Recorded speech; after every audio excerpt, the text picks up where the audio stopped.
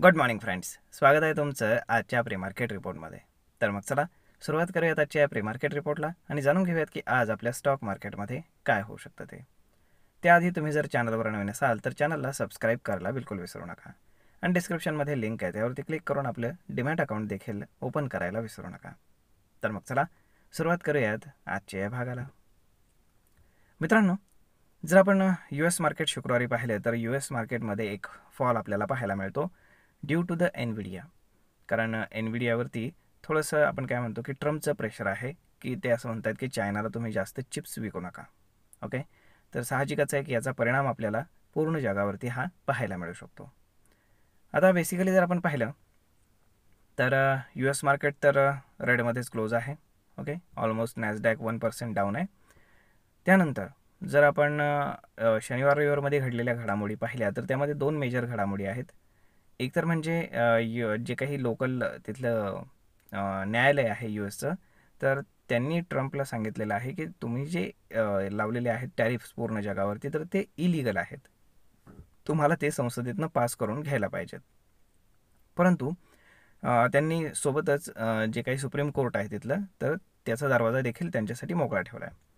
तर ज्याप्रमाणे न्यूज येत आहेत त्याप्रमाणे असं समजतं आहे की ज्या कोर्टानं त्यांना हा निर्णय दिलेला आहे तर त्या कोर्टातले जे जजेस आहेत तर ते बायडनना अपॉइंट केले होते आणि सुप्रीम कोर्टामधले जे जजेस आहेत तर ते ट्रम्पना अपॉइंट केलेले आहेत. म्हणजे साहजिकच आहे, कॉमन सेन्सचा भाग आहे की जर आता ते जेव्हा सुप्रीम कोर्टामध्ये जातील तेव्हा त्यांच्याच बाजूनं निकाल लागणार आहे, ट्रम्पच्या बाजूनं. त्यामुळे त्या गोष्टीचाही आपण अगेन म्हणू शकतो की निगेटिव्ह इम्पॅक्ट होऊ शकतो. आता दुसरी गोष्ट म्हणजे जे आपले पंतप्रधान आहेत तर ते जपान आणि चीनच्या दौऱ्यावरती गेलेले आहेत. तर मग आता तिथनं जे काही आउटकम्स आलेले आहेत, तिथनं जे काही न्यूज आलेले आहेत तर त्याचा देखील आपल्या मार्केटवरती इन्फ्लुएन्स आज राहू शकतो. त्याशिवाय आफ्टर मार्केट शुक्रवारी आपल्याकडे GDP डेटा आलेला आहे की जो फार चांगला आलेला आहे एक्सपेक्टेशनपेक्षा, तर त्याचाही इन्फ्लुएन्स आपल्या मार्केटवरती राहू शकतो.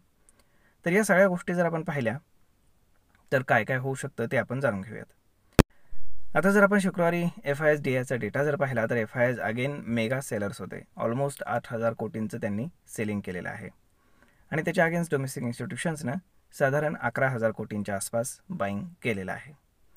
तर आता या सगळ्या गोष्टी पाहिल्या तर थोडंसं आपण काय म्हणू शकतो की FIचं सेलिंगमध्ये इन्क्रीजनेस आपल्याला पाहायला मिळतो.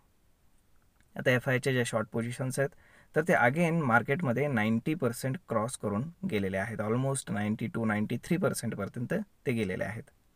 जर आपण FIचा आणि प्रोप्रायटरी ट्रेडर्सचा जर डेटा पाहिला तर दोघेही मार्केटवरती बेरिश आहेत आणि मग बुलिश कोण आहे तर ते आहे रिटेल ट्रेडर्स. त्यामुळे मार्केटमध्ये कुठलाही बाउन्स बॅक हा सेलिंगसाठी यूज केला जाणार आहे, हे लक्षात असू द्या. त्यामुळे आपण काय म्हणतो की सेल ऑन राईज मार्केट आहे, बाय ऑन डिप नाही आहे. आता मार्केटमध्ये सपोर्ट्स कुठे कुठे आहेत तर जो काही प्रिव्हियस सपोर्ट आहे तो साधारण 24,350च्या आसपास आहे आणि तिथनं जर मार्केटने एक डीप दिला तर साधारण 200 डे मूव्हिंग ॲव्हरेज जे त्याच्या हार्डली 100 पॉईंट्सच खाली आहे. तर मग तिथे मार्केट सपोर्ट घेण्याची खूप हायली पॉसिबिलिटी आहे. तिथे एक डिमांड झोन आपल्याला पाहायला मिळण्याची शक्यता आहे. कारण येणाऱ्या 2 दिवसामध्ये जी काही GST काउन्सिलची मीटिंग आहे तर त्याच्यामध्ये काही ना काही गुड न्यूज आपल्याला पाहायला मिळू शकते. त्यामुळे हार्डली 1-2 दिवसामध्ये मार्केट आपण काय म्हणू शकतो की शॉर्ट टर्ममध्ये बाउन्स बॅक करण्याची पॉसिबिलिटी आहे.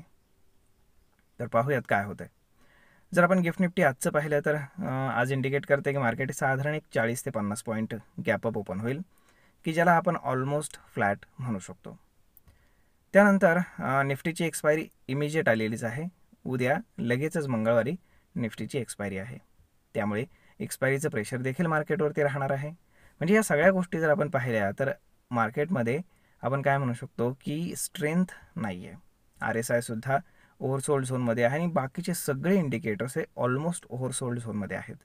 म्हणजेच काय की कुठलाही बाउन्स बॅक जर आला तर तो एक टेक्निकल बाउन्स बॅक असेल आणि त्यामुळे जे काही ओव्हरसोल्ड झालेले इंडिकेटर्स आहेत तर ते न्यूट्रल होतील आणि ते न्यूट्रल झाले की पुन्हा एक सेलिंग आपल्याला पाहायला मिळण्याची पॉसिबिलिटी आहे. तर होप्सो पाहूयात काय घडतं येणाऱ्या दिवसांमध्ये. तर मग मित्रांनो, अशा पद्धतीनं मार्केटमध्ये सेल ऑन रॅली मार्केट असल्यामुळे थोडंसं कॉन्शियस होऊनच तुम्ही ट्रेड आणि इन्व्हेस्टमेंट करायला बिलकुल हरकत नाही आहे. तर मग पाहूयात की काय घडतं आहे आता पूर्ण दिवसभरामध्ये, कशा पद्धतीने प्राईस ॲक्शन डेव्हलप होतं याला फार महत्त्व आहे. तर मग भेटूयात आपण पुढच्या एका नवीन व्हिडिओमध्ये. तोपर्यंत तुम्हाला आजचा हा व्हिडिओ, ही माहिती कशी वाटली हे तुम्ही आम्हाला कमेंट करून नक्कीच सांगा.